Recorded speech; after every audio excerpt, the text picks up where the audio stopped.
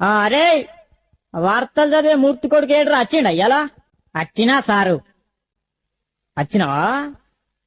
నువ్వు లేచి నిలబడు నిలబడ్డా సారు నిలబడ్డావా నువ్వు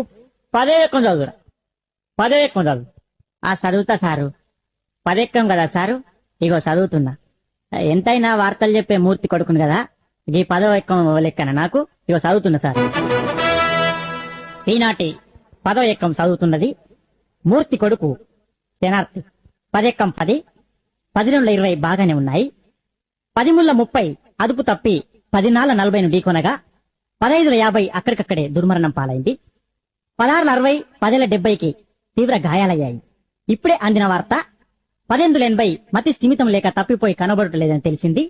పట్టుకున్న వారికి 10 9 90 వేల రూపాయలు అందజేస్తారన్నారు ఈనాటి ముఖ్యాంశాలు